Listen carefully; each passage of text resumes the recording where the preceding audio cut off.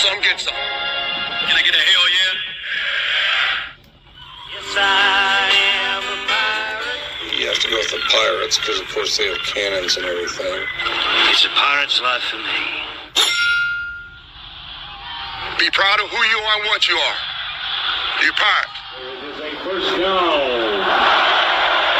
Pirates. Because when you're at East Carolina, you go for it every time. When you don't coach at East Carolina, you don't come to East Carolina, you don't play at East Carolina with a weak heart. Write it. I think I've ever been in a building as loud as that was. It was deafening in there. You live with Omaha? I can promise you that. And it's purple all night long in Eastern North Carolina. You're watching The Sports Objective, the podcast for Pirates.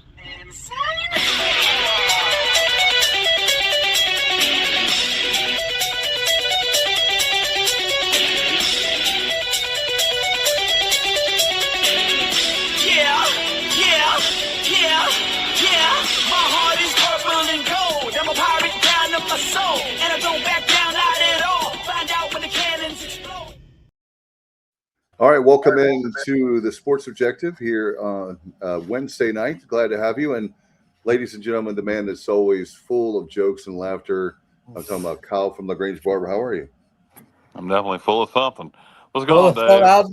I was going to say the same thing. I beat you to it. I'm glad you know yourself. You what? I know myself. Glad you know yourself. I do. I know exactly who I am. I am here. I'm here to spread holiday cheer. The holiday cheer. I'm here to spread hate. I'm here to spread bad manners. I'm here. I can't even remember. I'm trying to remember the adjectives. Anyway, screw it. I'm here to be me. What's going on, Pirate Nation? Kyle from LaGrange in the Hizzle. So, by the way, we bring in Stevie Fly. We have a thing that we talk about off air about Kyle being unleashed. Kyle Unleashed. In fact, if we ever have a paywall, we'll do that where you can buy. That's on the Patreon level. If you want to become a Patreon member, we'll give you Kyle Unleashed. I mean, you'll see the behind the scenes Kyle from LaGrange. But what's up, guys? A lot to talk about tonight. What a week! What a week!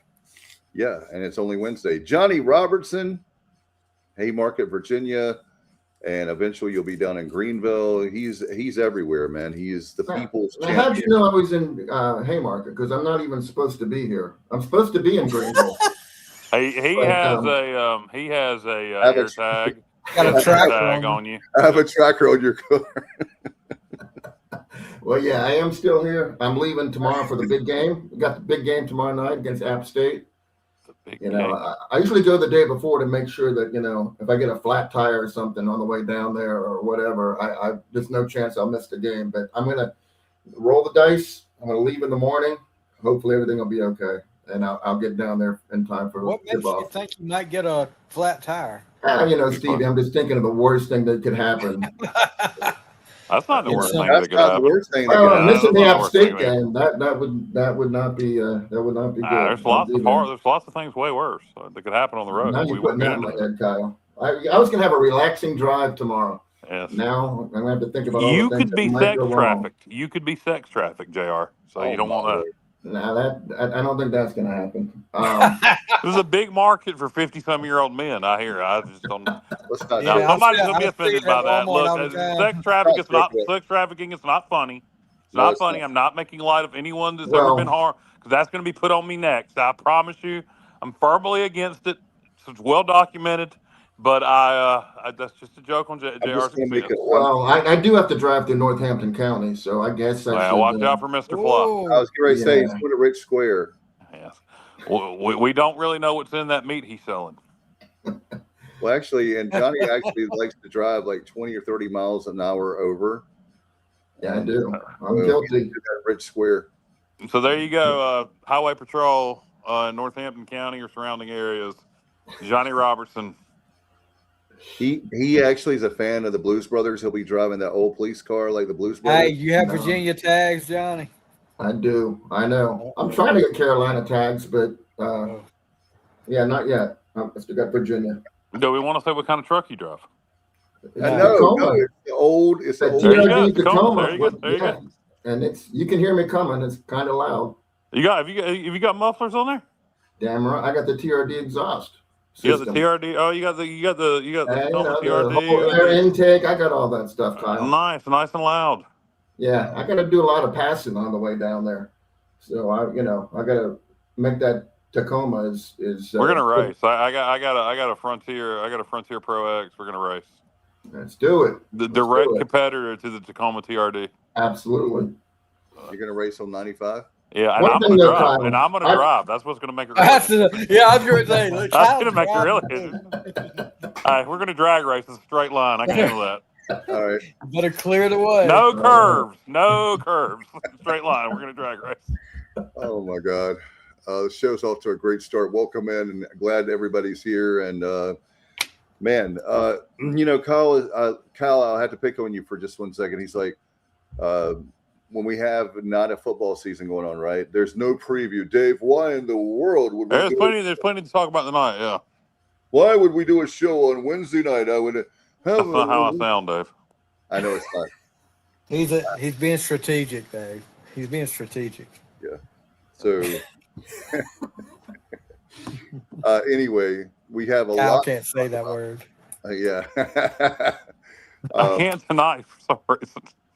Well, whenever he says it, you have to take a shot. You have to take a drink. I cannot say it tonight. I've tried, and I have failed miserably. I think I had a stroke today. I didn't realize it. I'm not even going to try to say it on the air. Look, there was a good 2-month period I could not say philanthropist.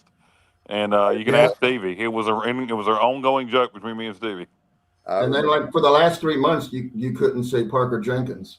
Yeah, well, I can say Parker Jenkins. I just can't remember his name. He can say it. He just couldn't think of the name. Yeah, I can. Ever that kid from Houston. Yeah. The third string. Every time it came up, everybody knew what he was talking about when he said that running back. I can't never remember his name. Yeah, Parker Jenkins. I was being very There we go. No, you're in your head about it. I can't say it. Oh, ladies and gentlemen, we got a comment already from Matt Simmons is only way, but Lowry. Jordy Lowry.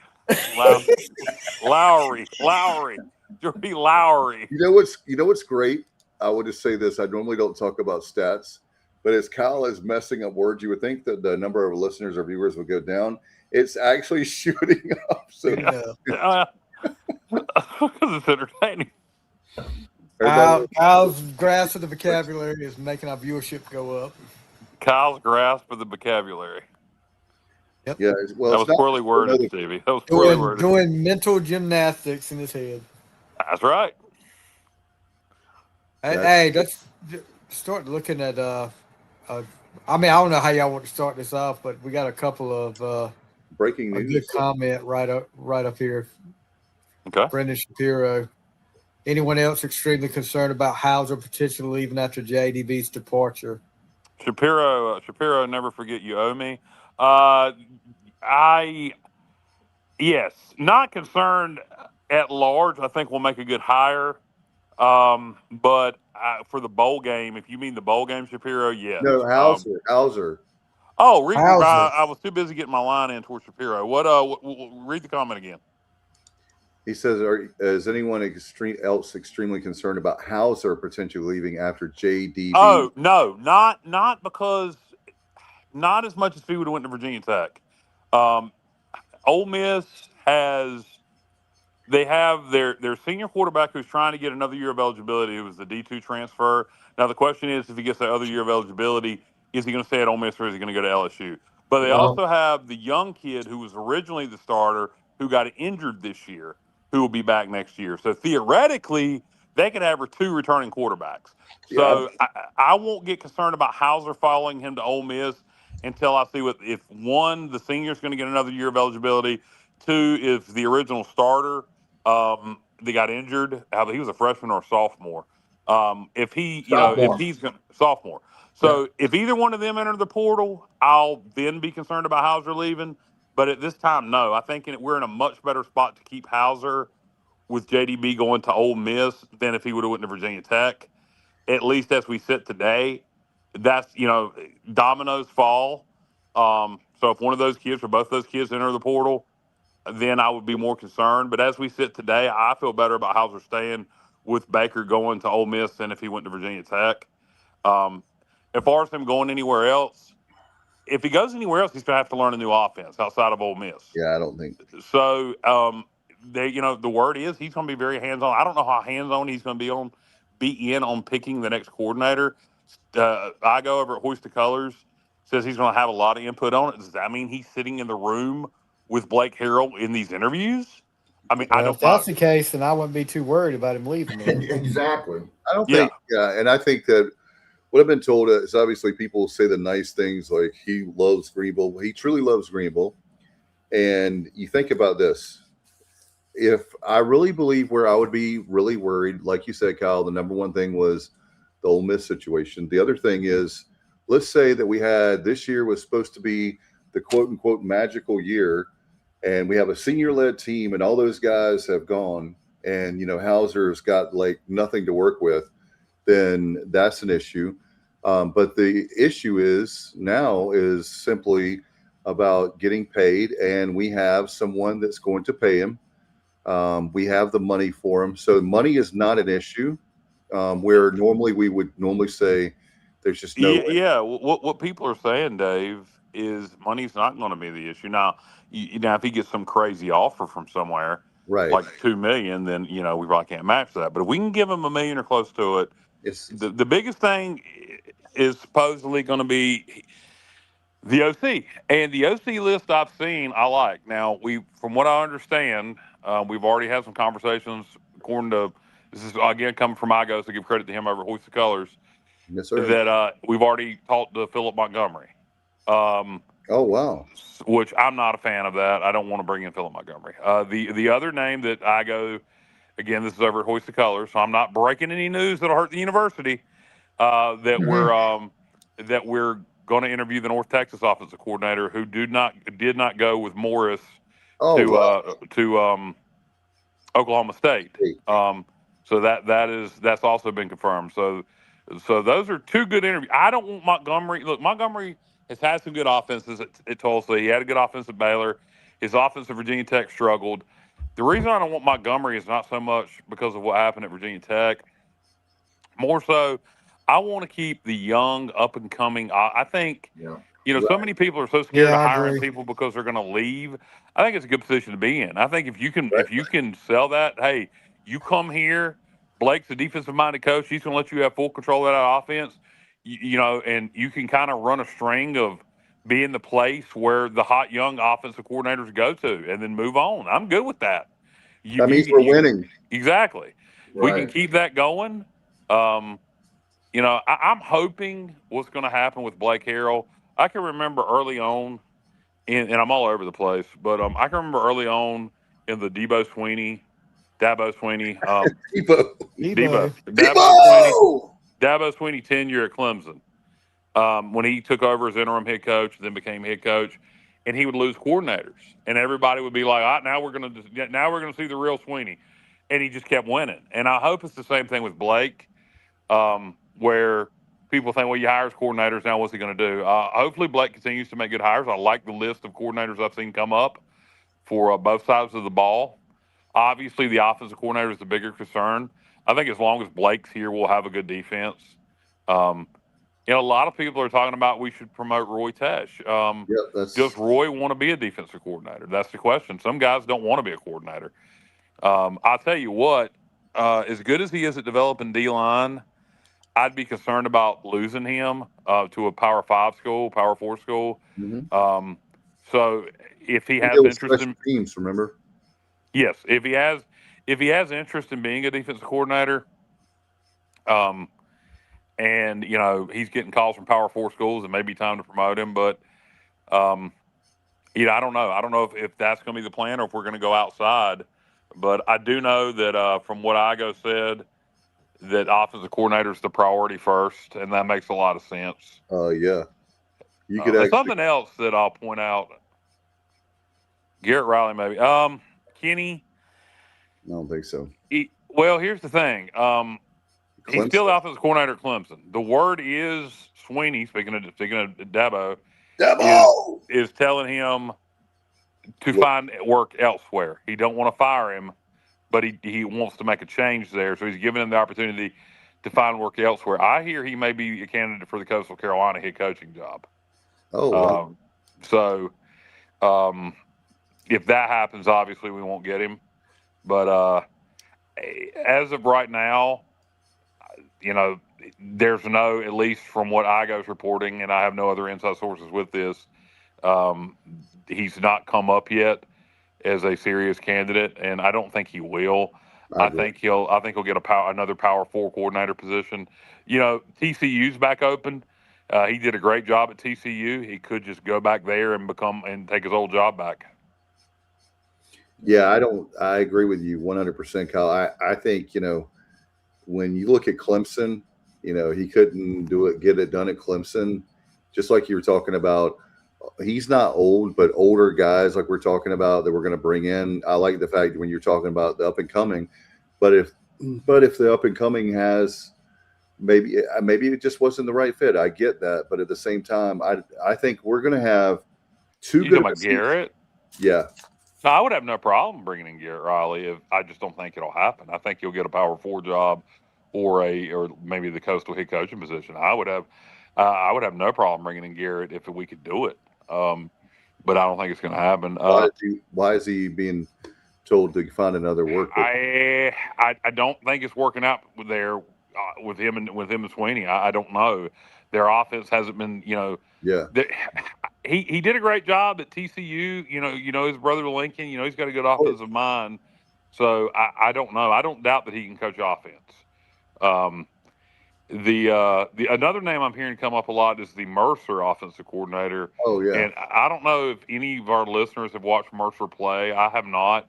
I love their numbers are fantastic. I hear their offense is very similar to what we run. So they have a freshman quarterback who slings it all over the place.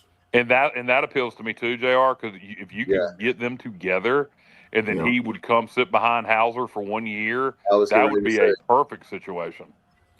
Yeah. Well, Stevie, with you being, let's ask you being a head coach, what are you looking for? And we obviously know the offensive coordinator right now is the most important one. So we'll start with that one. What are you looking for in an offensive coordinator if you're Blake Harrell?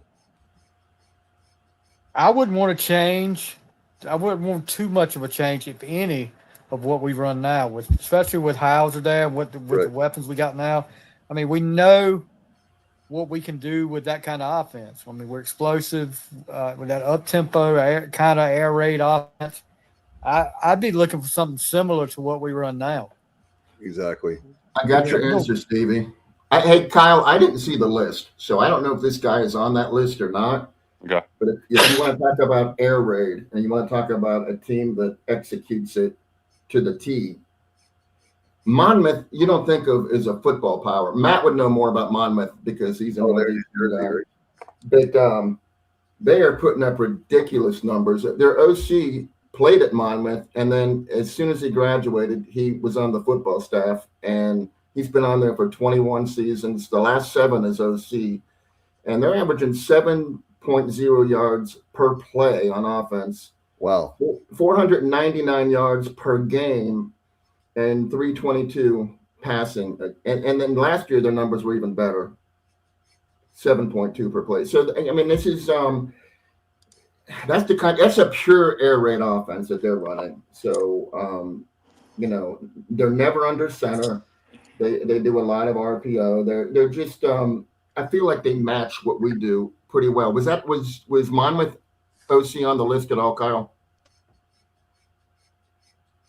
I don't remember seeing him on the list, but I mean, I could be wrong. I'm trying to look, but every time I go to look, it closes me out on here. So give me a minute. I'm going to look at it. Hey, while you're looking, Kyle, did you hear Kendall Briles is going to South Carolina to be their OC? Yeah, that's why I mentioned earlier that the TCU position was open again, so Garrett could just go back to TCU. So Kendall was the OC at TCU, so that's another spot Garrett might fall. Garrett was at TCU before he went to South Carolina. Yes. Clemson. Clemson, yeah. Well, for me, Stevie, while we're having Kyle look that up, what are you looking for in a defensive coordinator? Do you like the fact that you go ahead and just promote Roy Tesh, since he's done a great job he did a great job at D-line. He did a great job as our special teams coach. He's a disciple of Mike Houston, but he's a North Carolina guy.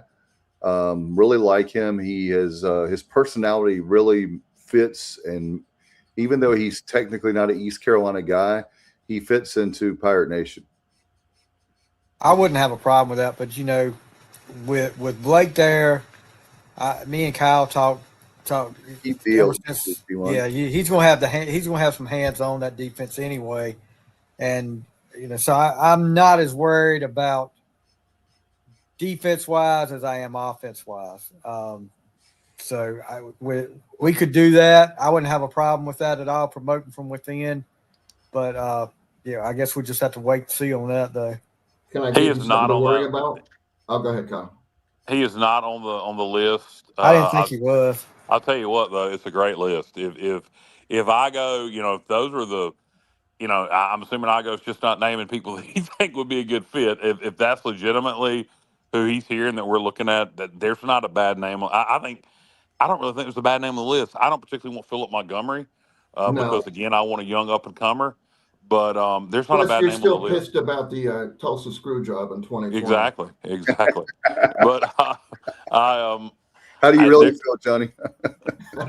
there's not a bad name on that list. There's some are more intriguing than others. The North Texas OC immediately jumps out at you, but then you think Morris was such an offensive-minded coach. It was more his offense, and then he didn't take him with him to Oklahoma State. And then the new incoming head coach at North Texas, it's not, and it could be a situation where he doesn't want to be retained. He could be mad that he didn't get the head coaching job at North Texas. But he worked with the wide receivers a lot at North Texas. Morris coached the quarterback, so that would be the one thing that I would be a little concerned about. But JDB, he didn't coach quarterbacks before he came here. He coached tight ends.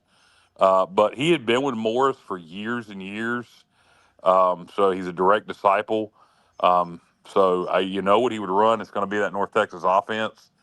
I hear he's getting an interview very soon. Wouldn't be surprised if he ends up with the job. Cool.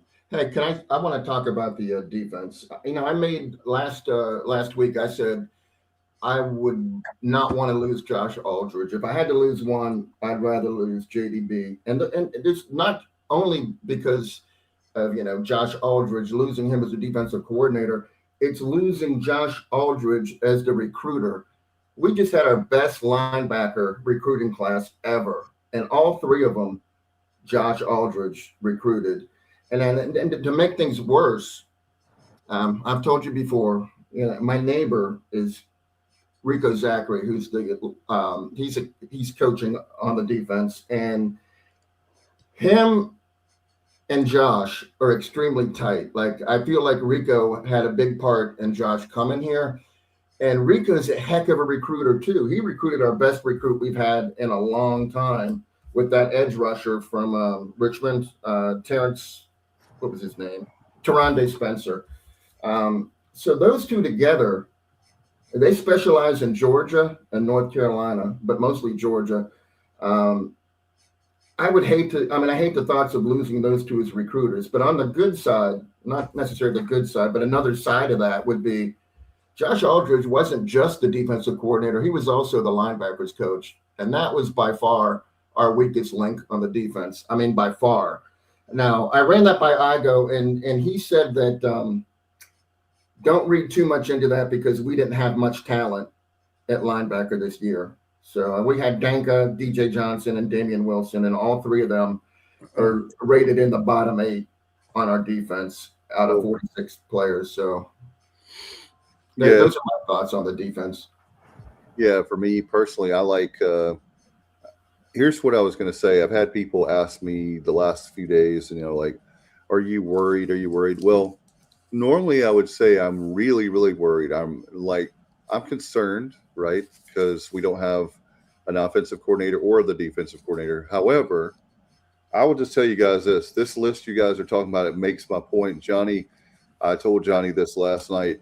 It's a matter of, I'm not worried because we have Blake Harrell. Maybe you could argue, well, Dave, you have way too much confidence. But I think that Blake is a very good talent recruiter when it comes to players. But also, I think he's spot on with coaches. Same time, in the era we're in, where there's no really loyalty, then hey, there are other guys. There's more than one guy that knows offense, and there's more than one guy that knows defense. Like we've been talking about, my only concern would be simply, would they run what we already similar or what we are already running now?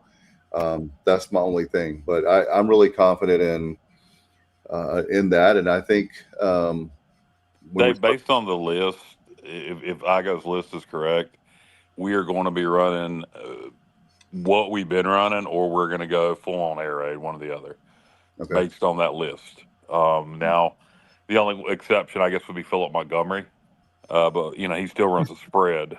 But based on that list, it's going to be a very similar offense. And if Hauser really is going to have input on it, then I think Blake knows his forte is not offense. His forte is defense. He knows it's worked letting John David Becker do his thing. So he's going to have to hire an offensive coordinator he trusts. He's going to have to hire an offensive coordinator he knows can run that side of the ball. And, as long as Blake's here, we're going to have a respectable defense. Blake didn't get the head coaching job because our defense sucked. So, defense was good this year. I remember we hired Josh Aldridge. It looked like a decent hire on paper. None of us liked him, listening to him in interviews, prior to the season. And then we had a great defense. So, and then they wouldn't allow him to do interviews anymore. So we never heard him again. Well, you know what, JR? I think that was probably, and I'd love to ask Blake this, but I think Blake wanted to take off the shoulder all the blame. I agree. I think he probably, as a coordinator, thought that, he didn't like, when Houston, because Houston would deflect blame. Houston was never a me, it's my fault, I got to fix this guy. He would send his coordinators out there, and I think Blake did that to any blame that was going to be given, he would take. He didn't have to take much this year, though. Yeah. So I think my point is, I'm rambling. My point is, I'm not concerned about the defensive coordinator hire. I think whoever we hire is going to be Blake's defense, and it's going to be fine. You look at the rest. Igo had a great point. Yeah, I agree. The rest of this defensive staff, none of this staff Josh Aldridge really hired. All these guys were Blake Harrell guys. Roy Tesh was already here. Yeah, that was going to be my question, Kyle. When you're hiring an offensive coordinator and a defensive coordinator, I would think we want to retain almost every coach on offense. I mean, do you say to the coordinator, we'd like to keep like Matt Maddox and I think you tell him you keep Matt Maddox. The rest of the offensive guys, I think, are replaceable. No disrespect to any of them. But Matt Maddox, I do think he has taken mediocre offensive line talent, and they've gotten better each year as the season's gone on. Yep. When you see players get better as the season goes on, and you see guys, particularly on that offensive line, he's switching guys out during the year and figuring out that line. Matt Maddox is a good coach. You definitely and if you have any sense, if you're an offensive coordinator and you see Matt Maddox is here, you know his pedigree. What you got. You're like, hell yeah, we're going to keep Matt Maddox. If we can keep Matt Maddox, you keep him. The rest of the offensive staff, again, nothing against any of them. Maddox is leaving according to Pace. Pace, where are you hearing that from, and where do you hear he's going? He's throwing the bathroom wall. I want to hear that. Hey, with Matt Maddox, though, University. He's what also did you say about a bathroom wall? Matt Maddox is rated as the #1 recruiter in the American. So going back to recruiting, that's going to be another hit that I don't really want to take.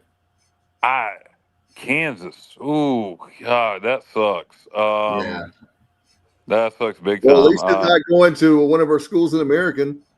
No, that's true, but boy, that's a big loss. That's a big loss. I don't know what you could do about that. You're not going to match Kansas for salary. They're putting a lot of money into football these days. Yeah, they did. They used to be a joke for football, but you're right, Kyle.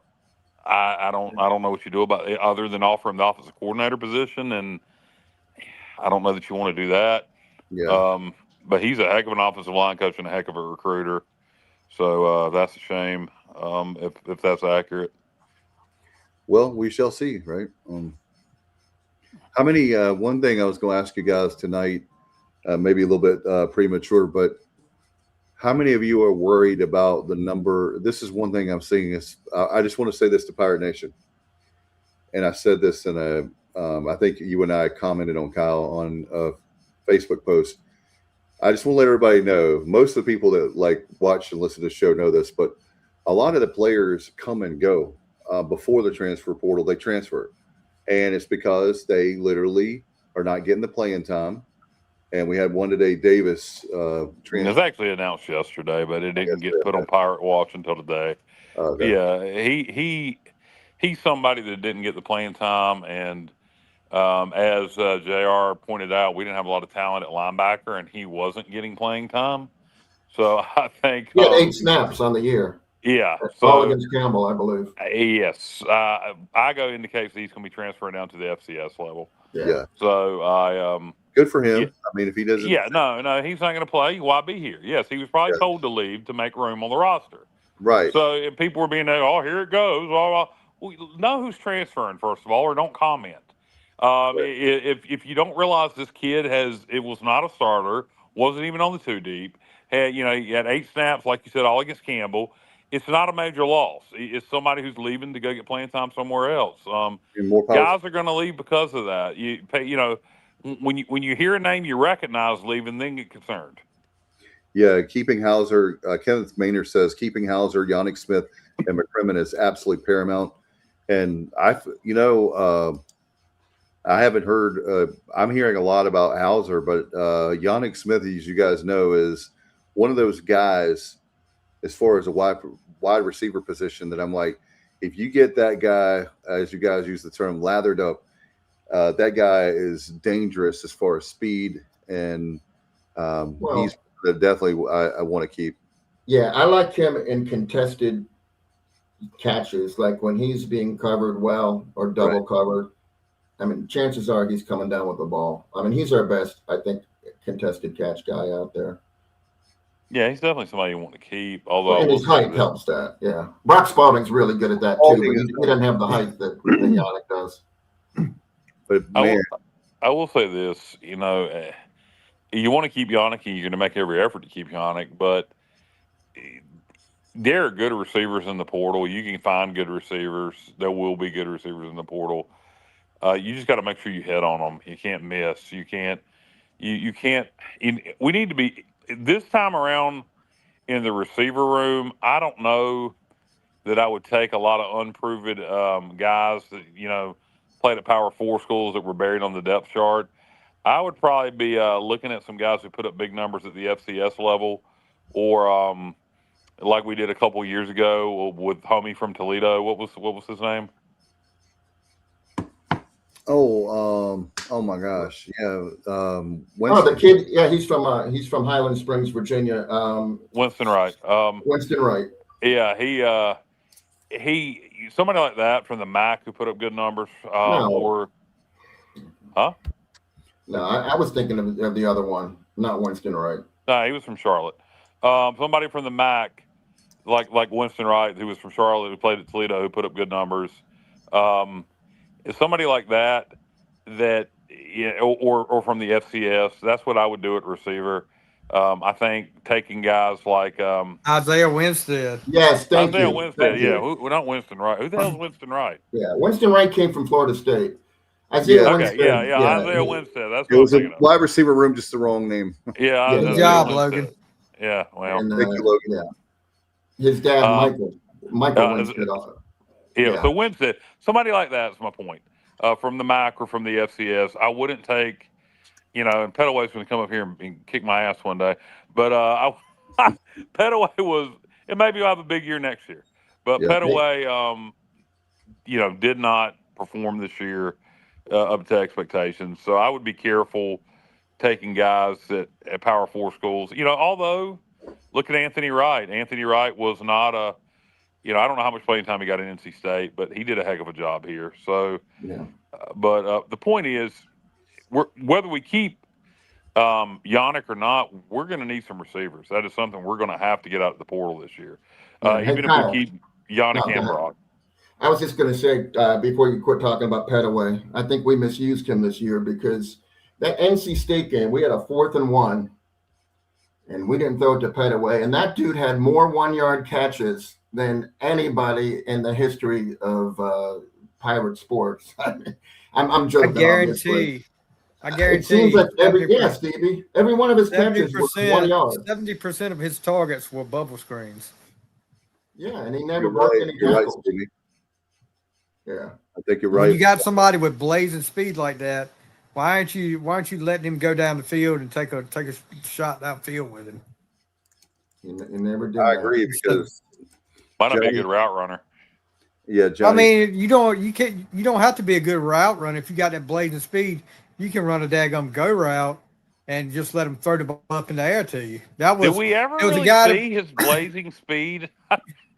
That's what. Don't you remember? Yeah, that's the point. The talk before the season started was how fast he was. Yeah, I know, but I never saw it. Well, that's because he showed. I mean, it's hard to get fast when you're running a bubble screen and everybody on the defense is going right over there to you. I mean, they never threw downfield to him ever. Never. Pittsburgh had a guy that was a really good receiver, but couldn't run a route. But he had so much speed he didn't have to. Mike Wallace. I want to say he came from Ole Miss. Yeah, he did. He was a rebel. And then he was a long-time ABC News anchor. That's true. Good point. But he had so much speed. His routes, he was not the strongest route runner. But man, he could fly. He could get behind the defense. So I mean, you take a shot with him a couple of times. If Petaway's as fast as they say he is, then why not take a shot with him like that? And maybe that's something we'll see next year. But again, I go back to the portal for receivers. Even if we keep Brock and we keep Yannick, we need to get some receivers out of the portal, and we need to make sure we hit on them. Yeah, fellas. There's another Brock Lowry quarterback. Is that Lowerly or Lowry? Lowry. That's a different one. Yeah. Yeah, he's talking about a quarterback. How about that? Western Michigan sophomore quarterback Brock Lowry has 140 yards rushing and 14 rushing TDs. I hadn't heard his name come up. Nor have I. Western Michigan won the MAC this year. In fact, interesting bowl game. Western Michigan against Kennesaw State in the Myrtle Beach. I don't know why that made me laugh when he said Broncos. Western Michigan against Kennesaw State in the Myrtle Beach Bowl. Conference USA champion against Conference USA champion against MAC champion. Yeah. It's champion versus champion. It's actually a really intriguing bowl game. Yeah. So I think Coach Mack, Jerry Mack, did a hell of a job at Kennesaw State in year one. Former North Carolina Central head coach, winning Conference USA down there. So so that's in fact, I think Kennesaw's OC. I know Jacksonville State's is, but I think Kennesaw's OC is on our hot board for OC candidates. That's one of the ones I was going to ask you about, Kyle, earlier, and I forgot. With winning the Conference USA and you talk about a team. We talked about James Madison, Johnny's favorite school. I'm saying that sarcastically, but we talked about James Madison. But man, Kennesaw State comes up from FCS to FBS. Another school, Johnny, that we were talking about. How many FCS schools have come up to FBS and having immediate or pretty much immediate success? I think Missouri State and Delaware are both going to bowls this year. Their first year in FBS. I didn't think you could do that. You can when there's not enough bowl eligible teams. Okay. Yeah. You're thinking, Dave, of when JMU came up and they were definitely bowl eligible and weren't allowed to participate. Yeah, it's still a rule. It's still a rule, JR. It's just the amount of bowl eligible teams this year. Yeah. Same with App State. Remember, was it 2014? Somewhere around there. They were still doing well, and App State is actually making a bowl. So at 5-7, yeah, because of the 3 or 4 bowl eligible teams that declined, and then there were several 5-7 teams that declined because they had already got into our season is over mode. And one that was not discussed was an American team. Rice accepted. Apparently, Temple declined. They said they didn't. They said they did not decline. No, they actually had to. They put out a statement on that. Here's what happened. There was a whole bunch, as we remember on Sunday, there was a whole lot going on behind the scenes. And basically what happened is they were just saying, hey, do you want to, you're 5-7. So they were, as they were offered, this is crazy, but as they were offering Temple to go, another team apparently took their place. That's what Temple says. I don't know. But oh, wow. Okay. So did the APR thing go out the window, or did somebody decide that had a higher APR? I think they just went down to the next team. I think they wanted like an immediate answer, and they didn't like that Temple was taking longer than they wanted them to. So they just went, I think, to Mississippi State, and they were like, yeah, we'll do it. Yeah. So that's what happened with Temple. I did want to ask you guys, there's a question I've been hearing a lot on talking heads talking about gloom and doom. And they say that, look at all these, now you have more than players opting out. You have teams opting out. Yes, I think bowl games are going. Yes, I do. You do? I do, and this is what I think is going to happen.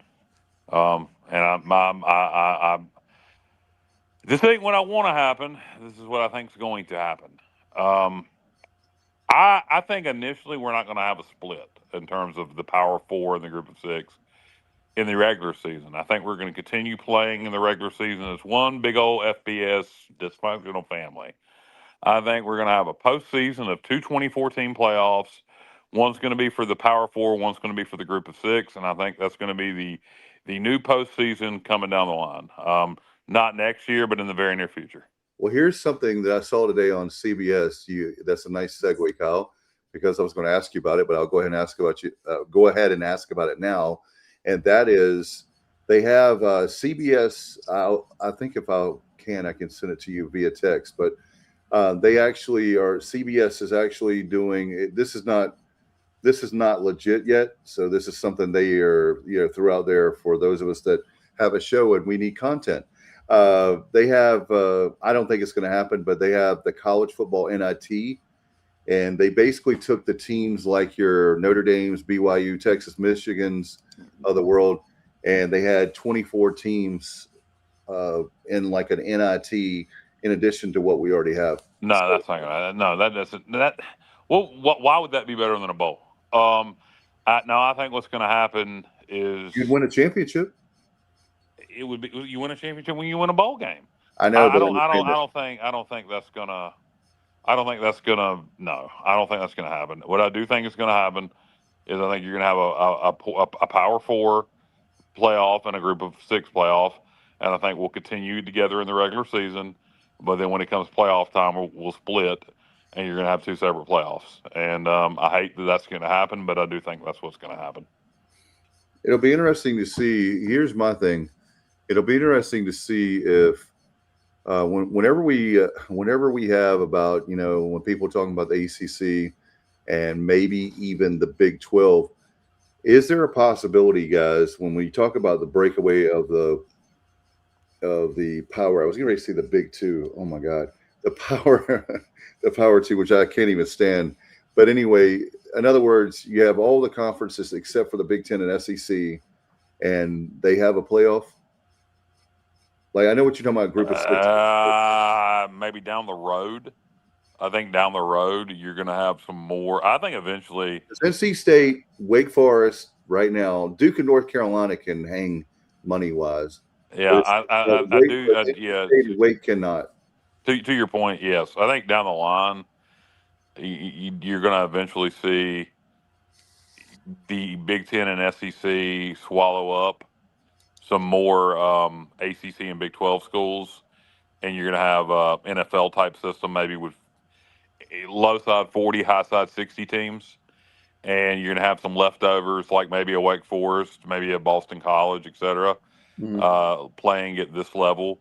But I think the initial thing that's going to happen, and my guess is going to be year after next, is you're going to see a split just in the postseason initially. It'll still be a Power Four, and then there'll be a playoff for them and a playoff for the Group of Six. But I do think eventually what you're saying, yes, I think eventually after they do that for a couple of years, the SEC and the Big Ten, when a school from them is winning the national championship every year, and the ACC and Big 12 never does, you're going to see them cut those two leagues out. So I think initially, like I say, it's going to be a Power Four and a Group of Six playoff, and then I think down the line the SEC and Big Ten will swallow up whoever else they want from the ACC and the Big 12, and then the rest of those schools will be stuck with us over here in the land of misfit toys. Well, I think I've said it all along. I think college football, the powers that be in the Big Ten and SEC are making a huge mistake. I think they are not smart enough to see that they are the way to expand is by making everything better. In fact, it's funny. The talking heads are talking about no, including a guy I like a lot, but he is really irritating the hell out of me. The elitist Paul Feinbaum, who once he says, "Guys, we got to get rid of nobody wants to see Tulane and James Madison play," and that's like, dude, where are you? Where are you? There are a lot of people that want to see them play. There are good football teams, and guess what? Johnny and I were talking. Well, here's what I want to know. I want Paul Feinbaum, that the face that's never been a face made for radio, Paul Feinbaum, a guy whose ears could be satellites, Paul Feinbaum, a guy who is the definition of the name Poindexter, Paul Feinbaum, a guy who if it wasn't for money, if it wasn't for money. Oh God, I want to say this so bad, but I'm not going to. I'm going to try to keep it clean. Yeah, you're vulgar, Kyle. You're vulgar. Keep it down, Kyle. Yeah, I got to keep it down. I want to say this, on, Kyle. But it's such a good line, but I'm not going to say it. We'll have that on the paywall later. Just fill in the line. It's about never mind. But hey, Paul Feinbaum, go tell those Tulane players. What he's literally saying in the current system we have is Tulane, East Carolina, Southern Mississippi, Boise State, your players don't deserve to play for a championship. Yep. Your players don't deserve to play for a championship. Your players, the only thing they should be able to do is win their conference and go to a bowl game. That's what he's saying. Now, if you want to make the argument that there shouldn't be two so-called Group of 5 or Group of 6 teams with the return of the Pac-12 in the playoff, because there's too many quality Power 4 teams being left out. Okay.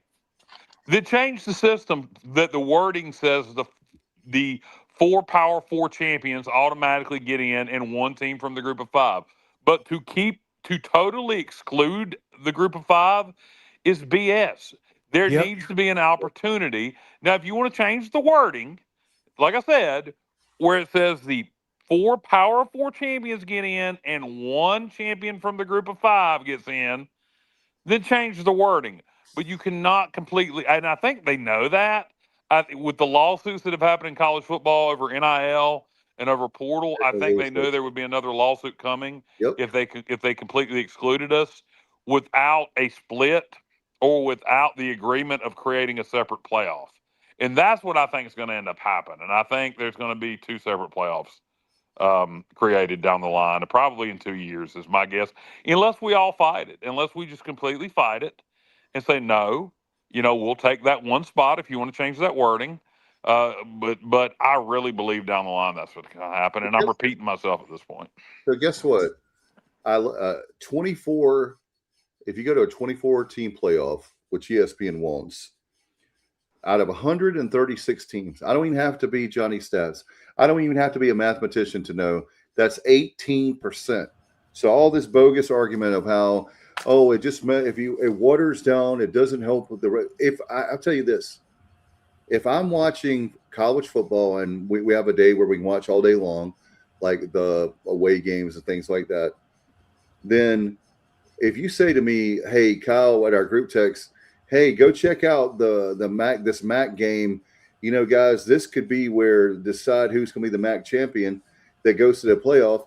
I'm going to be like, wow, where most of the time I wouldn't even, to be honest, I wouldn't care. And people can say that about my conference. Well, I'd like to know what the ratings were, and they weren't great games. The Sun Belt game was a little bit better than the American Championship game, but I would venture to guess that the ratings were up significantly for the Sun Belt Championship game this year. You know, ESPN should want all their content to make as much money as possible. And if, you know, the Sun Belt Championship game, which they're paying a fraction of the cost of what they're paying for any Power 4 championship game, if it was up this year significantly in ratings and they sold a lot of advertisement for it, that's nothing but profit for ESPN and Disney. So I need to look that up and see. I haven't seen ratings for that. But, you know, I'm curious to know. In fact, I'm going to try to find that data now. Talk amongst yourselves. Yeah, Stevie and Johnny, how do you feel about that? Like, for me, I want to go to – here's my thing. It won't happen, but this is what because they're not smart enough to see they can make more money per school. What you need to do is do all the conference champions get in and the 14 at large and that way. And look, hey – if you have 24 teams and those so-called group of 6, they can be towards the bottom. They can have lower seeds. I mean, it's not hard. And guess what? When they go, oh, well, they'll lose by 40 or 50. Boise, I mean, we can give a whole bunch of examples, but oh yeah, they don't want to see poor Alabama. We feel sorry for Alabama. God forbid that James Madison or any other team from the group of 5, group of 6, that they upset their darling Alabama. Sorry, Notre Dame. Dave's freezing up on us. I think Dave's gone. Think about that. There you go. There you go. You're back. But yeah, I mean, my thing is, okay, if you're going to make this comparison, and I know this might be a bad comparison, let's talk about NCAA basketball. If you take away these lower conference, whatever, how many Cinderella stories have we seen over the years? Any given day, it could happen, and you can't punish a team like a JMU for having a good season. Excuse me, not bad season, having a good season and keeping them out. Like if they had got kept out of it this year, I mean, somebody, and guys, I don't know if you see it, it's change the subject, but Justin Butts, we were talking about earlier, Michigan coach has been arrested, or ex-Michigan coach has been arrested. Wonder what's going on there. If anybody's in Michigan right now or has any ties in Michigan, can you tell us what the heck is going on?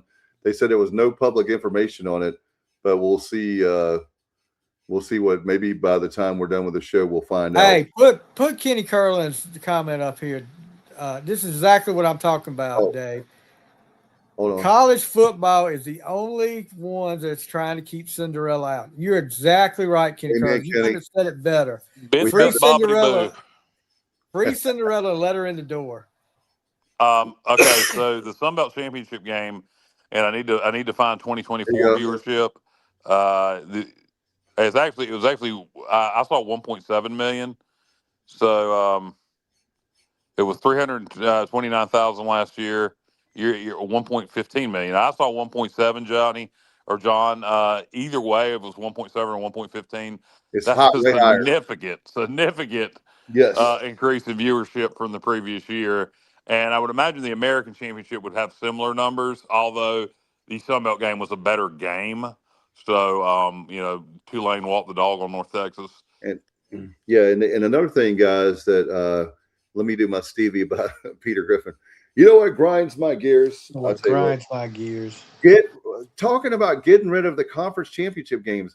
That is so idiotic, because that's another way for them to make money. But if you have 2 teams and that team wins on that field, like Duke did last week, they can cry all they want to, but they had the stupid tiebreakers instead of the metrics. But Don't get rid of the conference championships because that's ridiculous. Let me tell you guys something, and this is a little bit off the top, but you jogged my memory, Dave, when you talked about Duke and Virginia, the ACC championship game. Everybody knows we're playing Pitt in the bowl game. I listened to this guy.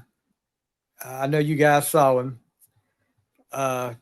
talking about ECU has a good high school football stadium. Oh, that he didn't even know that ECU had a football team. Yeah, well, you should know we beat you a few times over the years.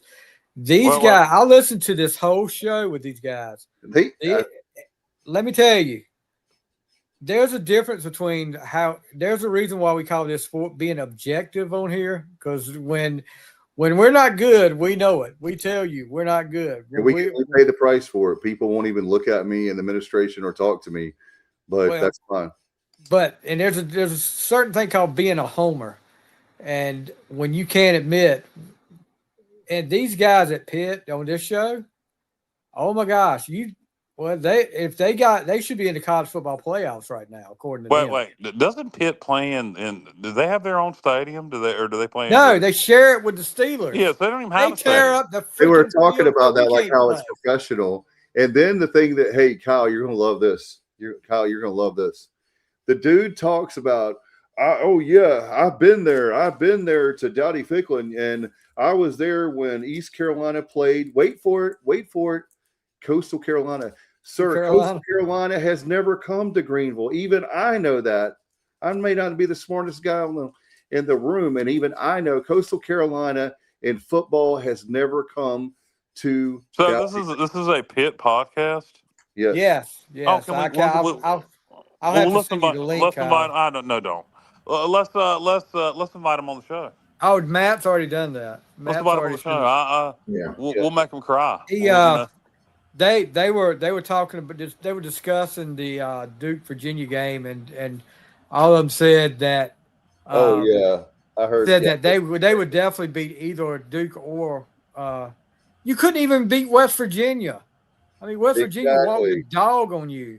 And you had easy, Stevie, easy. They didn't have their quarterback that they have now when they played West Virginia. Well, but still, Dale. I mean, these guys? I know. Did you listen to them? No, but I'm glad I didn't, because good Lord, I don't need that. But I will. I'm going to make an effort to catch up. He was there when he came to Dowdy Ficklin and watched us play Coastal Carolina. I think he actually backtracked it, Dave, and said something about the baseball. Because he went to the regional, and then he was there for that, and said he toured the stadium. But the whole thing in a nutshell came down to they don't have a stadium. No, he toured Dowdy. But they don't have a stadium. You can't talk crap about somebody else. I know. That would be like somebody that don't have a girlfriend talking shit about somebody else's girlfriend. You ain't got one. Well, he was, oh gosh, because he said that some ECU fans came in and attacked us and said he didn't even know. Yeah, JJ Kitchen, exactly, Kenneth. That's his name. Get out of the kitchen.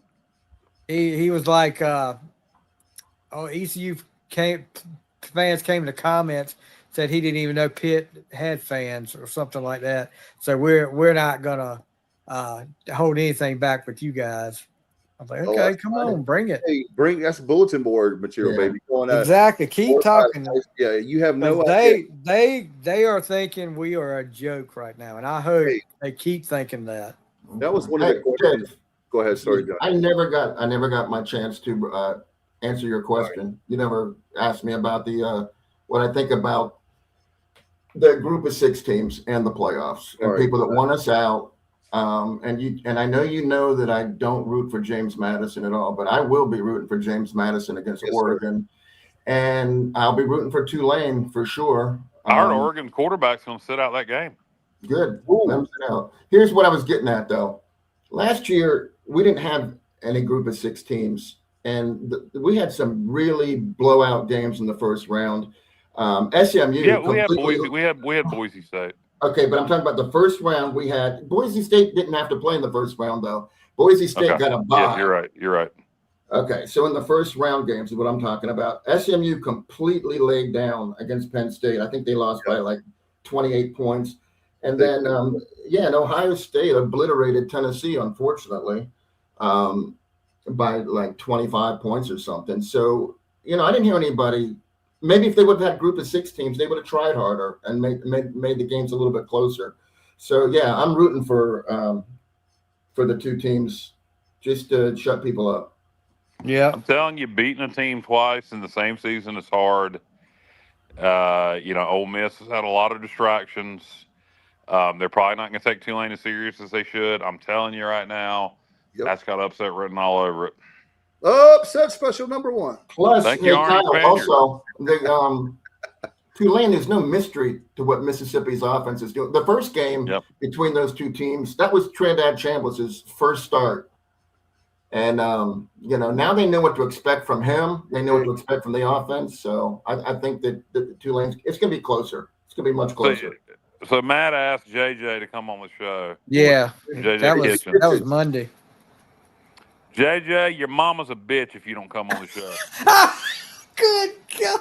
Your mama's a bitch and she's a $2 hoe that stands on the corner in Pittsburgh and sucks wieners for fun. Easy. If you don't come on the show.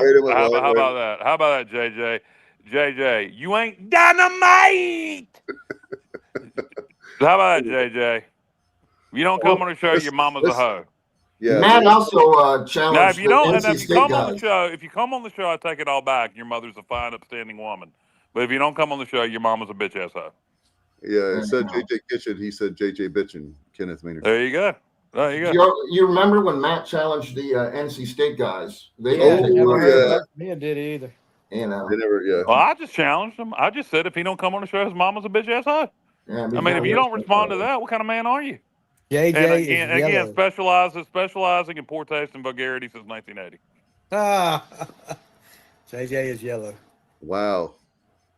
He's yeller. He's yeller. Hey Kyle, one of our favorite movies. You yellow? I triple dog dare you, JJ. I triple dog dare you. You just passed the double dog dare. That's a brief. That's a god dang it. That's a breach of etiquette. You got a dog dare, then you got a double dog dare. You just went to the triple dog dare. You can't triple step and no racy. You can't do what? Who? What? Where? You can't triple step and no racy. You remember that? I do not. You never seen Dumb and Dumber? I love Dumb and Dumber, but I don't know. I'm not a huge Dumb and Dumber fan. I'll tell you who would have loved that reference. Our former colleague Bubba Rosenbaum. Yeah. Who will quote Dumb and Dumber? No racy. He will quote Dumb and Dumber and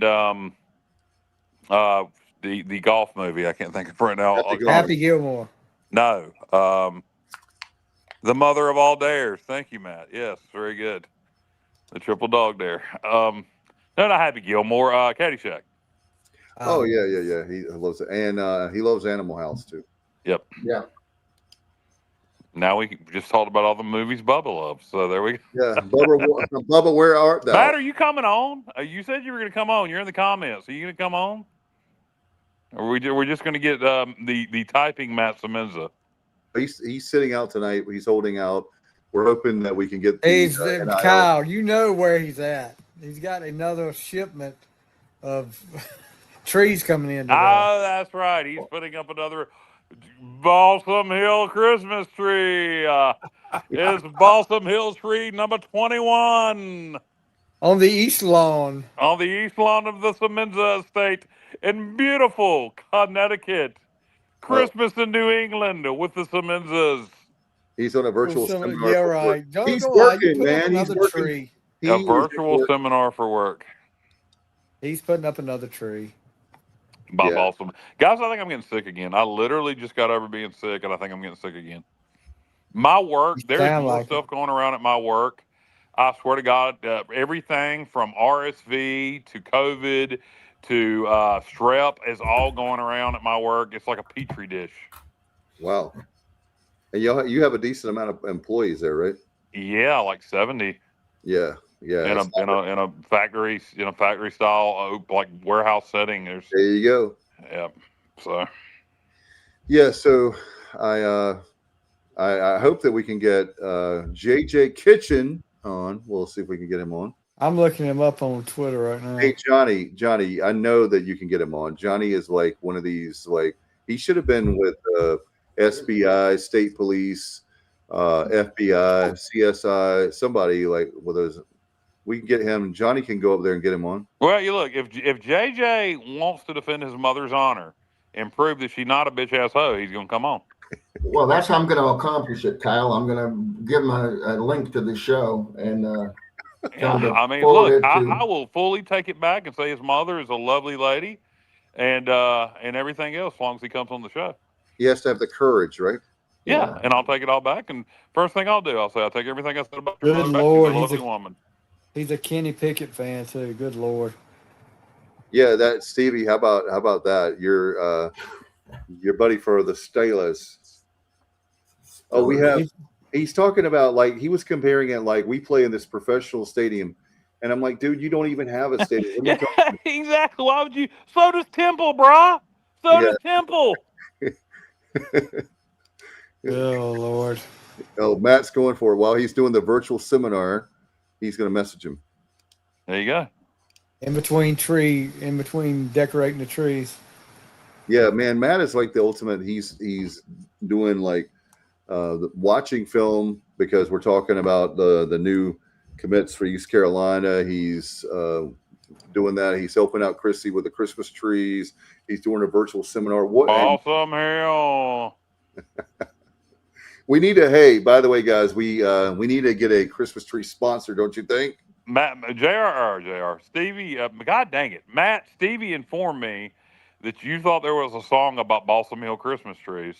And there is not one, but me and Stevie will soon be. There will be one. There will be one. Yes, there will be. It's coming. JJ is delusional as some of those Locked On podcast guys. And let me just say, we have a JJ that works in administration. He's a really good dude. We're not talking about you, JJ. We're talking about. No, somebody's going to isolate that clip just to get people more pissed off with me. Look at this. Kyle from LaGrange said your mother's a bitch ass hoe. JJ McLam works for East Carolina. We're not talking. No, we're not talking about JJ McLam. JJ McLam is a fine individual, and so is his mother. Yeah, so please make sure that when you listen, that we're talking about JJ Kitchen. Yes, JJ McLam's his mother's a fine Christian lady who makes pies and cakes every Sunday for the church. Were we talking about Mercer's head coach a while ago? Their OC. Okay, the OC, because the head coach left. Where'd he go? He's gone to Toledo. Wow. Oh, well. To replace Jason Campbell. Will the OC become the new head coach at Mercer? Could be. Yeah. Well. So, Kenny, why did you say wow? Was that because of Kyle? Or what? I just said, I was just saying JJ McLam's mother makes pies and cakes for church on Sunday. That's a wonderful thing to say. I just noticed when we were saying JJ, I don't want people to make that connection. So I like JJ McLam a lot. He does a really good job. He's one of those guys that has a job that's a thankless job. He works really hard behind the scenes. He's an ECU dude. So I just want to make sure that we're very clear on that. And that JJ McLam is indeed dynamite. Oh man, it's one of those. I wonder if he's had any Thelma's oatmeal before. I don't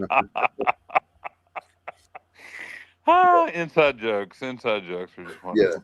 So I have everybody remembers Thelma on Good Times cooking oatmeal, and JJ never liked her oatmeal.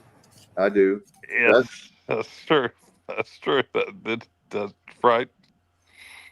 So I do have some good news. And Dave has some good news, and we'll never hear it. That's frozen Dave. Look at that face. Look at that frozen Dave. I'm back. There you go. Look at it now. Oh, yeah. It doesn't get. I have a face for radio, right? When it's frozen like that, yes. Yeah. Well, just think of it this way: you're better looking than Paul Feinbaum. Well, that makes me feel better. Yeah. Yes. Guys, I did want to mention too, while we have a chance, I want to put this up here. We're going to be back. Jody is having us back. If you're looking for something to do the night before the bowl, we're going to be back at the Fisherman's Inn, and Jody Schultz, he's actually ECU Hall of Famer, and he played for the Philadelphia Eagles in the early 80s. So really good dude. And he said he texted me back really quick and said, yeah, God, I'd love to have you guys back. And they have a and I didn't know it was official we were doing. Yeah, we're doing it. Okay. Well, we don't have our buddy Stevie. I'll tell you, Stevie, by the way. And I'm not 100% I'm going to be there, Dave. Okay. I'm 80%. I will let you know between now and then. But JR, you're going to be there. Hopefully Dave's not doing it by himself. Yeah. I'm definitely going to go now. Those rates were crazy. Jody's given like really good rates to any Pirate fan. Anybody can get the rate. $119 for a great hotel. Do you have that code, JR, to give out? No. I could probably find one though. I have it. I think it's a link, not a code. Is it an actual code, Dave? It's a code. Yeah, hold on. Let me give me 1 second. I'll look up the text again. So I'm sorry, guys. All right, here's the deal. You can call the hotel directly, 1-800-233-1234. And it's the Hyatt. It's the Hyatt at Kent Island. Yeah, 1-800-233-1234. You can book your reservations. Group code is G-ECU5, and it's $119 plus 11% tax. I'm telling you, folks, that's one of the best deals. It's about 20 minutes from the stadium, but hey, $120 some for a room. But again, it's on the bay. Yes. Yeah. And again, it's 1-800-233-1234. It's the Hyatt there in Kent. What is the name of it? Kent. It's actually Graysonville, Maryland. But I've always called that Kent Narrows. And it's on Kent Island, and we'll put the graphic right there on the screen. Had the name of the town. Okay, hold on. The Fisherman's Inn. Yes, something else, I think. No, unless they changed it. Kent Narrows, Maryland, but we have Graysonville is what I don't know. Yeah, Graysonville right there on the screen. Yeah, it is. Okay, yes. So anyway, and if hopefully we can get a big crowd. I know that what we're going to do is. By the way, just sorry, Dave. If you didn't cross the bridge over to Fisherman's Inn, over to Kent Island, over to Graysonville, you literally just cross the bridge, the Bay Bridge, and you come out to the island there, and it's very, very similar to the Outer Banks. So it's a beautiful area. You just cross back over the bridge, and you're in Annapolis, and that's all there is to it. And on the weekends, the bridge doesn't have a lot of traffic. Now, during the week, I heard that bridge can be a nightmare to get across. But during the weekend, it's not an issue. But and 119 at the Hyatt. Yeah, look, in Annapolis, you can't even get the Best Western in the city itself for $119 a night. So that's a heck of a deal with that code. And I got a room at the Holiday Inn Express over there, and I may switch to the Hyatt. I'm not sure yet. First, I got to be 100% sure we're going before I bother switching the hotel. But anyway, it's a great deal. And apparently, we're doing the show at the Fisherman's Inn from 6 to 9 again. Yeah, we're hoping that. By the way, Stevie, what we're going to do is maybe I shouldn't say this on the air, but we're going to kidnap you and. Wow. And then we're going to freeze up again. Then he froze up. Yeah. I'm using my Jedi mind powers on Dave right now. Stevie, you got to get off, man. You got to get off work. I love, man. Stevie and I had a blast. He and his daughter came with me to a game. We had a great time. Stevie's awesome, and I love his take. Like, I loved watching the game with you, Stevie, because having your head coach background and we talking to each other. JR, what you got to do when you're passing through Rich Square tomorrow? Oh gosh! You got to stop by.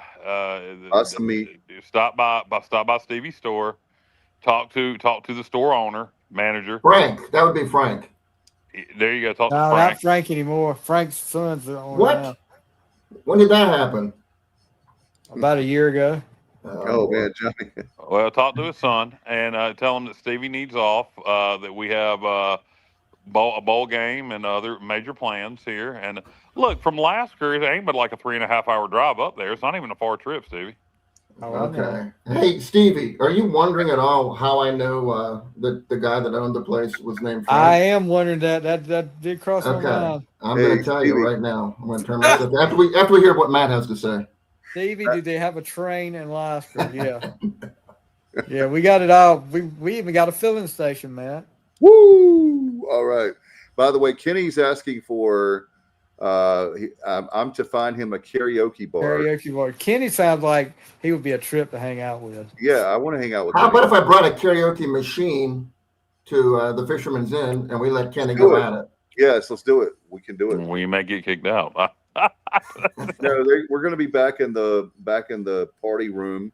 Yeah, I remember from last year. They had really good food, by the way. Those of you that love seafood, they had very good seafood and more. And I tell you, crab cakes. Yeah, I'll tell you one thing.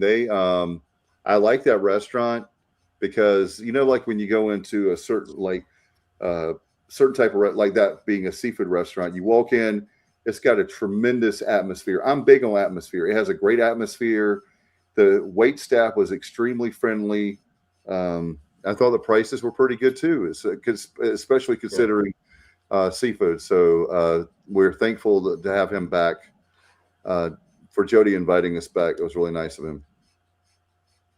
Yeah, no doubt. Very nice restaurant. Great crab cakes.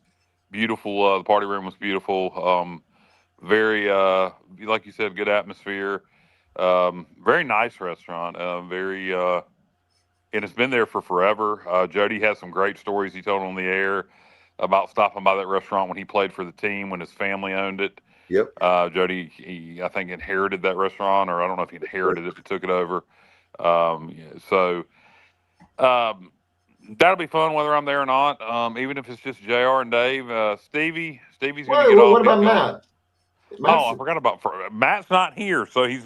I forgot about Matt. Out of mind. Yeah, Matt. Couldn't we put Stevie on remote? Couldn't we have Stevie with Matt will be remote? There. Yeah, it could be me and Stevie remotely. I'm hoping I'll be there. 80% chance I'll be there. 80% chance of Kyle. Yes, 80% chance of Kyle. Cloudy with a chance of meatballs. Stevie, you got to come, man. You got to come. Wait a minute. Forgetting him. He's actually, by the way, guys, he's looking to sponsor the show. So, we got to be nice to Justin. Justin. Nice to well, Justin, are you gonna? So Justin, you're gonna be there? Are you gonna? Yeah. Last year we had listeners. That was JR's first time on the air. We had listeners. We had listeners appear on the air, so Justin can, come be a part of the show. The pub crawl downtown Annapolis was a blast. Yeah, it was. I know it was, and there's a lot. Yeah, that was my one hesitation about doing the show again this year is missing out on that. So that was the one thing everybody talked about how good that was and how much fun they had. Well, there's enough to do there's a lot to do in Annapolis, and again, their downtown is. And Stevie, you and I are commissioners. Their downtown is to die for. I give them major props. I do too, Dave. And where else can you get Old Bay ice cream cone? I mean, I don't know any other place. It's Kyle. It's good. It's great. It's good. That place is outstanding. They had great milkshakes. Yeah. But I don't want Old Bay ice cream. Try it. I love Old Bay. I do too, and I didn't think it would be good, but it was. Did you ever dip French fries in chocolate milkshakes? You ever do any of that? I have, but it's not kind of similar to that, like a salty sweet kind of a deal. Yeah. Yeah, but Old Bay is so overpowering. They must use it very sparingly. Yeah, it is not. It's not heavy. It's good though. And I do like Old Bay. One of my favorite chips is Utz's crab chips.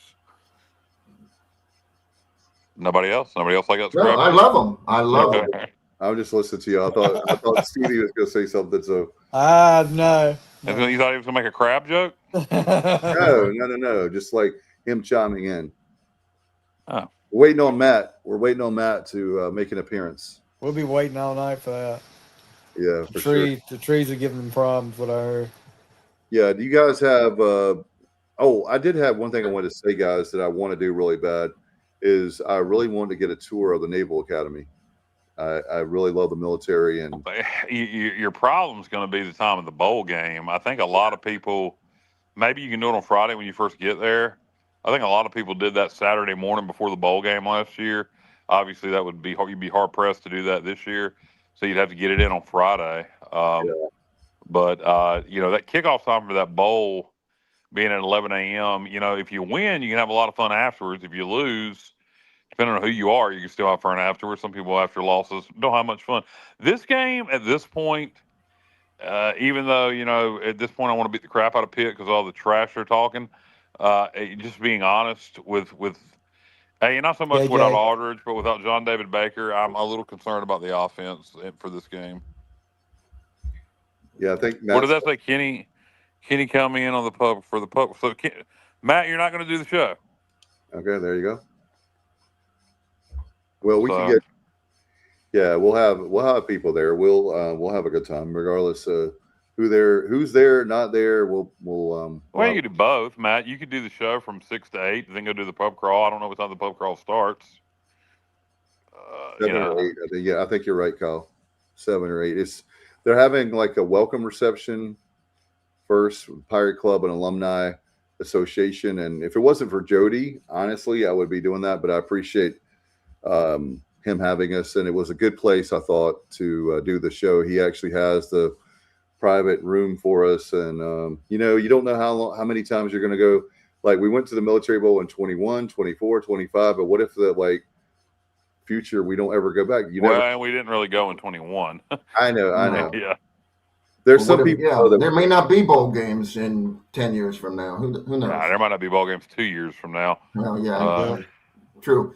But no, about the Fisherman's Inn as opposed to the pub crawl. At the Fisherman's Inn, you could have all the drinks you want, have a good time, and then you could crawl right to the hotel. I mean, it's that close. And the hotel is so close you can walk to the hotel and not even worry about an Uber.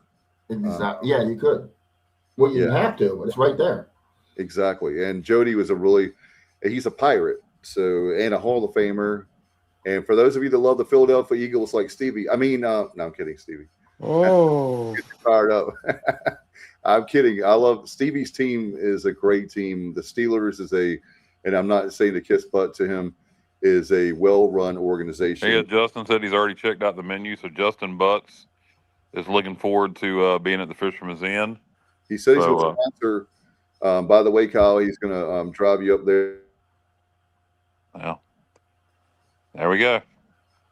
That was my Jedi mind trick, cutting Dave off that time. Not about me riding on the truck again. We might be hosting Western Michigan in the G6 playoffs in 2 years. Yeah. I don't. I was having that discussion last night with Bubba, and as much as I would hate it, at the same time, picture East Carolina's in the Final Four of these playoffs taking on Boise State and Dowdy Ficklen Stadium. I mean, that place would be rocking. As much as I would hate for it to happen, I do think that we're headed that way. And, if it does happen, you pretty much have to embrace it as much as you would hate it. Let's see. He says, prom was good to me. LOL, black sherry, old fashioned. Yup. Now he's looking at that menu. There you go. Yeah. What else?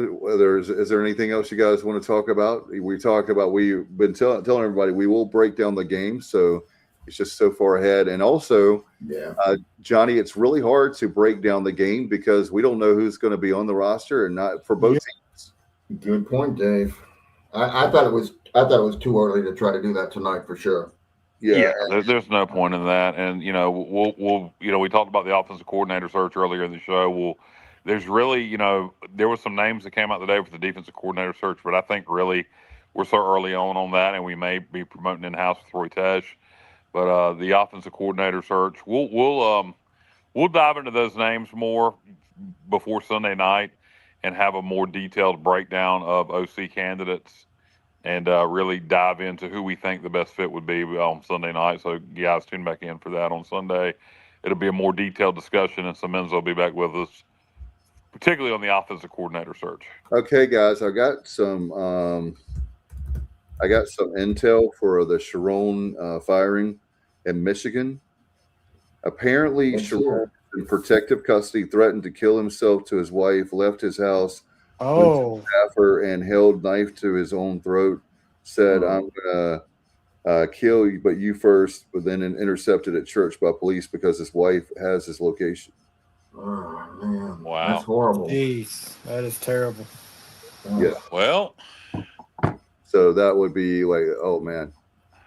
I hope he gets the help he needs. Clearly, he made a bad situation worse. You know, he lost his job, and I know, you know, there was some apparently he's having an affair with a young lady on staff. But I'd be willing to bet you if they made the playoffs this year, he wouldn't have got fired. So I'll just say that now. Yeah, that's the reason why. That's a nice out, right? Yeah. Yep. So, but he made a bad situation worse with his reaction, and you know, hopefully, you know, so was he threatening to kill himself or his wife or both? Both, it looked like. Well, I don't have a lot of sympathy for somebody threatening to kill their wife. Yeah. But if you threaten to kill himself, I would say get the mental, you know, he needs some mental help. Hopefully gets the help he needs. But threatening to kill his wife, and, you know, being serious about that threat, no, he needs to be locked up. I take that back. It said threatened to kill himself to his wife. He left his house, went to staffer, and held knife to his own throat, said, "I'm going to kill myself, but you first," then intercepted at church by police. But you first to who? I think to the staffer, it looks like. Left his house, went to staffer, and held knife to his own throat, said, I wonder if that's the staffer he was having an affair with. Oh, yeah. There you go. There you go. That explains it, right? That explains a lot. That explains a lot. Yes, sir. Hey, as much as I feel bad for him, you know, you can't put yourself in that position. You can't make choices like that when you're. I think we talked about, you know, before the show started. When you have we did. I won't say what I said before the show. Yeah, no, don't do that. But make better choices, especially being in Michigan. You know, 2 years earlier, Michigan State, they had to fire Mel Tucker for pretty much the same thing. Well, here's the thing, and I'll say it in a kinder, gentler way. If you're a multimillionaire and your wife's not enough for you, there's plenty of girls that ain't on your staff. And yes, I won't even. You guys are stupid. They're just stupid. Well, here's the thing, and another thing is, like, I don't drink and drive, and it's funny because the people that are. Well, congratulations for that, Dave. Yeah, I'm not looking for anybody to pat me on the back. I'm just simply saying the people that have. I don't do heroin. You don't? Well, let me pat you on the back. I'm just simply saying that, in other words, make better choices if you have that kind of money. Even if you're middle class, working class. Yeah, but I mean, there's more letting into that. If you got that kind of money, why are you messing around with a girl on your staff? There's plenty of girls out there. I mean, you're an idiot. You're just a complete idiot. Yeah. So, wow, tough. That's Hey, who gets the job now? That's the next question. Michigan. I think the interim Biff Poggi gets Biff. Well, for now, I wouldn't be surprised. I don't know. Tulane hired Will Hall. Yeah. Will Hall. Will Hall, yeah. By the way, how in the world he did such a horrible job? And I'm not a Southern Miss fan, but I miss that rivalry, and he did a horrible job there. And I don't know. The players lined up, apparently, according to Corey Glore, who I listened to on XM yesterday. He told the story about the players lining up to go to the AD and tell him, this is why you need to hire Will Hall. You know, Will Hall has been the OC at Tulane twice. Both times they were very successful. He was a horrible head coach at Southern Miss. He was taking over a program in complete disarray and trying to rebuild it. But you can certainly win at Southern Miss, as Huff showed this year in year one, and love for Memphis. He couldn't build a program. Now, in the situation at Tulane, he doesn't have to build. He's taken over a program that's in good shape. Can he sustain it? I don't know. I don't know. It is an odd decision, and I get that the players lined up outside the door, and hopefully all those players don't go transfer now. But no, they got their guy. Not the decision I would have made, but maybe it'll work out for him. I'll be honest with you, with the exception of South Florida, I really don't like any of the hires by the American. I don't like Huff at Memphis. I think Huff will do it. FedEx has got a lot of money and they're spending it at Memphis, so I do think he'll do a heck of a job working the portal. But I don't think Huff's a great X's and O's coach. I do think he's one of the best at working the portal. But I don't know. I will see. North Texas, the retread of Troy, West Virginia coach Neil Brown. I think he'll do okay, but I don't think he's going to take them to the heights they're at now. So the only hire I really like is the South Florida hire of the Ohio State offensive coordinator. So, if we can make the right hires at OC and DC, and we can keep Hauser and some other key pieces in place, I really like us going forward in the American. I think UTSA, I think Jeff Traylor is doing a decent job there. I think Rice is on the uptick. I think Temple's on the uptick. But if we can get the right coordinators in place again and keep our talent, I really like us moving forward with Blake Harrell. The key is getting these hires right. He's got to make sure, particularly on the OC, he cannot miss. I'm not that worried about the defense because Blake's a defensive-minded guy. It's kind of like when Logan was here. You weren't really worried about who the OC was going to be because you had Logan, whether it was Doug Martin or Todd Berry or whoever, because it was Logan's offense. The same kind of thing with Blake. It's Blake's defense. So the OC hire is the one he really can't screw up. Yeah, and by the way, guys, you talk about next year. I know we have the bowl game, but we're going to be favored. I want to get your take on this, but I was thinking about looking at the schedule. The schedule is a lot easier next year. It's going to depend on the portal. It's going to depend on the portal and the hires. I mean, you can't. I think it's too early to say who we're going to be favored against and who's going to be favored to win the conference, or if the schedule's easier, because you don't know how things are going to work out with the hires and the portal. If we have Hauser and we have a lot of these other pieces back on offense, and we get the right OC in here, I think we could be one of the favorites to win the league. But that story's yet to be told. I mean, we'll know more. We'll know more come the end of January. I agree. And Temple had the best recruiting class of any team in the American. So I don't know if we should start to worry about them yet. But what is that worth? I mean, at this point, what is the best high school recruiting I think class it means worth? The teams like North Carolina had 39 recruits. That to me tells me they're not going to do a lot in the portal. And teams that have less people. A lot of GMs are going to be like, we'll do a little bit with high school guys, but we're going in the portal. So I agree, Kyle. You can't really make too much out of that. Not for this year. Down the road, I think you can. I do think their staff is kind of like we've been here with Roy Tesh and with Matt Maddox with developing linemen. They do a good job of that. I think Roy Tesh is incredible at developing linemen, which I think at this level is key for a school like us. But I think at the group of 5 level where you don't get the kind of linemen you get at Power 4, I think developing them is key. So same with Temple. So I do think a good high school recruiting class will pay dividends for them down the line, but not so much next year. Yeah. Hey, with that report we got at the beginning of the show that Matt Maddox in Kansas, that wasn't official, correct? No, that was rumored. But if they offer him, with the money they're paying out and spending on football at Kansas now, then yeah, well, we need to keep those 2 offensive linemen. That's what worries me. Yeah, you guys, we'll have by the way, everybody's probably wondering, we will have a show on Sunday night, so keep that in mind. And we've been we're going to have, like I said before, we're going to have a more in-depth breakdown of the coordinator hires on Sunday. We're going to do more research between now and Sunday, and we'll have a much more in-depth breakdown of potential candidates for OC and DC.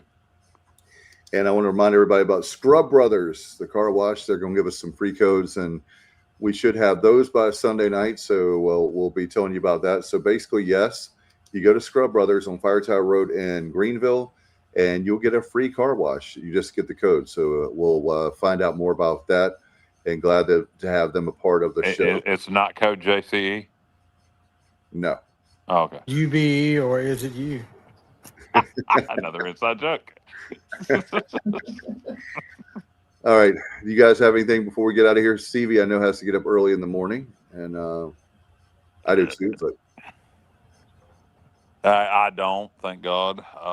But not tomorrow anyway. So, but I will be getting up at some point. All right, Johnny, anything? You're driving down, Johnny. What are you going to be listening to on the way back down to North Carolina? Oh, I have a mix of like driving songs that I shared some of them with Kyle that I listen to. High energy, some Southern rock. Nothing slow. Got some a lot of highway. A lot of NSYNC, a lot of Donna Summers, a lot of whatever that song is that David Spade and Chris Farley are listening to on Tommy Boy when the Spanish song. Johnny's gonna be singing that on the way home, and then he's gonna be crying to Superstar. I listen to some. If you must know, Don't you remember you told me you love me, baby? There you go. Mostly high energy, southern rock, just good stuff that'll keep me awake. There's only so much coffee I can drink. How about some AC/DC Highway to Hell? No, I don't. I won't be doing that. Maybe the girl. I might be listening to the Girls Got Rhythm, but not Highway to Hell. I don't. No. Ever played? I don't. No, I just don't listen to it anymore. I'm a man of faith, so I don't want to hear. I don't want to put that. I just don't want to inject that into my life. So no, I've retired Highway to Hell. I know that's boring, but wow. I have. I still love AC/DC, but I don't listen to that. I think. I think the Kyle's on a Highway to Hell because he's so vulgar. But other than that, no, I love Girls Got Rhythm. I love a lot of AC/DC songs. What about TNT? It's Dynamite. What about Big Balls? Watch me explode. Yeah, Big Balls. Okay, I could do that. But that's not really energy. That's not really high energy. Yeah. Put me down. I don't know, man. Come on, not high energy. that crescendo, but we've got the biggest balls of them all. Some balls are shells for charity and some for fancy dress. But when they're held for pleasure, they're the balls that I like. The ones that I like best. Oh, my balls are always swinging to the left and to the right. It's my belief that all my right, big balls let's end this every dumpster night. fire right now. Oh my God, are you kidding me? Stevie, what wrestler came out to Big Balls by AC/DC? Balls Mahoney. Balls Mahoney, that's correct. Okay, Johnny, I'll tell you one. Stevie, what was Balls Mahoney known as before he was known as Balls Mahoney? Oh God, I can't remember. Boo Bradley.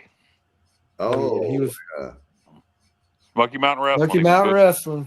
Yep. Hey, Johnny, I've got another. I will say, Dave, hold on. I will say with my playlist, there's one song that I'll be listening to more than once. That's for sure. I always do. When I'm heading south from Virginia, is Shooter Jennings going to Carolina. That gets me so jacked up. Oh, I thought he was going to say John Denver Country Road. Kyle knows what's up. The video is fantastic as well. If anyone hasn't seen it, they like videos. Check out Shooter Jennings going to Carolina. Yeah, great song.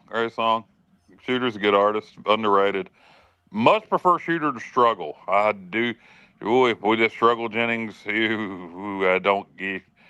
not doing his family proud, in my opinion.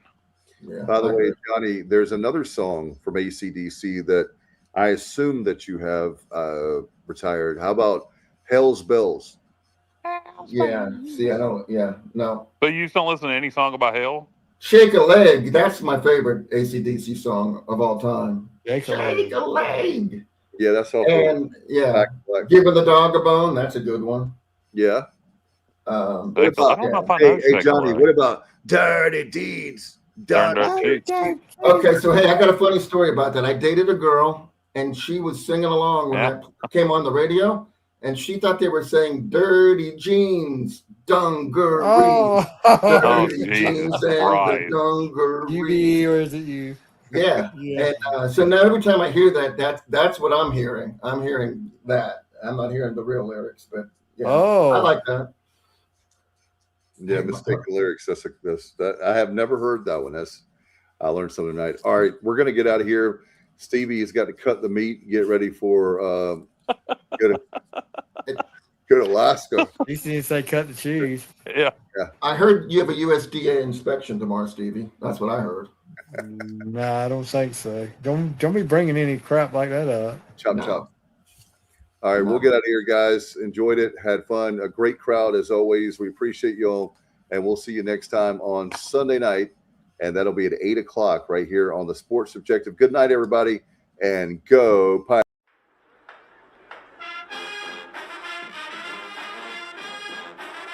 You're watching the Sports Objective, the podcast for Pirates.